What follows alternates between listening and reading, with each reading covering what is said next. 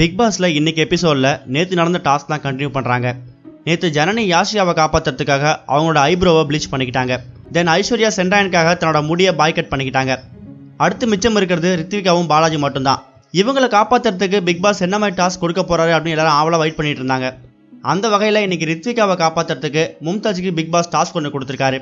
So Rithvika Mumtaz கிட்ட போயிட்டு நீங்கள் என்னை காப்பாற்றணும்னா உங்களோட ஹேரை நீங்கள் க்ரீன் கலராக சேஞ்ச் பண்ணிக்கணும் அப்படின்னு சொல்கிறாங்க. அதாவது க்ரீன் கலரை தலையில் அடிச்சுக்கணும் அப்படின்னு சொல்கிறாங்க. கண்டிப்பாக மும்தாஜ் ஒத்துக்க மாட்டாங்க அப்படிங்கிறது நமக்கே தெரியும். ஏன்னா நேற்று ஐஸ்வர்யா ஹேர் கட் பண்ணும்போது கூட என்னோட முடியை 2 இன்ச் கட் பண்ண சொன்னால் எனக்கு உயிரே போய்டுன்னு மும்தாஜ் சொன்னாங்க. ஸோ அவங்க ஓகே சொல்கிறது கஷ்டம்தான். அது மாதிரியே மும்தாஜ் அது என்னோட முடி என்னால் முடியாதுன்னு சொல்லிட்டாங்க. அதுக்கப்புறம் வெளியில் நான் ஒரு செல்ஃபிஷ்னு தெரிஞ்சாலும் பரவாயில்ல, இது என்னால் பண்ண முடியாது அப்படிங்கிற விஷயம் எனக்கு மட்டும் தான் தெரியும்னு சொல்கிறாங்க. ரித்விகா எவ்வளோ கன்வின்ஸ் பண்ணி பார்க்குறாங்க, பட் மும்தாஜ் கன்வின்ஸ் ஆகலை. அப்போ மும்தாஜ் சொல்கிறாங்க, நோ ரித்து, க்ரீன் கலர் போடுறதுக்கு முன்னாடி ப்ளீச் போடுவாங்க, நான் என்னோட முடியை ப்ளீச் பண்ணிக்க தயாராக இல்லை அப்படிங்கிற மாதிரி ரொம்ப ஸ்ட்ரிக்டாக சொல்கிறாங்க. அப்போ ரித்விகா எனக்காக பண்ணுவீங்க நான் நம்பிட்டு இருந்தேன்னு ரொம்ப கான்ஃபிடென்ட்டாக சொல்கிறாங்க. பட் மும்தாஜ் அவங்களோட கான்ஃபிடென்ட்டை ஒரே லைனில் பிரேக் பண்ணிட்டாங்க. அது என்னன்னா, என் அம்மாக்காக கூட இதை நான் பண்ண மாட்டேன் அப்படின்னு சொல்லிட்டாங்க. ரித்விகாவுக்கு அதுக்கப்புறம் என்ன பேசுறதுன்னே தெரியல, சைலண்டாக பார்க்குறாங்க.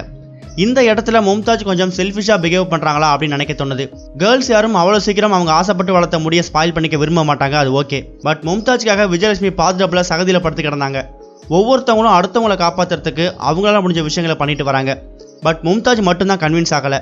இதெல்லாம் பார்க்கும்போது என்ன தெரியுதுன்னா, இந்த டைரக்ட் நாமினேஷனில் ரித்விகா கண்டிப்பாக வந்துருவாங்க. அதுக்கப்புறம் பாலாஜி சேஃப் ஆகிறதுக்கு யாஷிகாவுக்கு டாஸ்க் வரும். அவங்களும் மேபி பண்ணாமல் கூட இருக்கலாம்.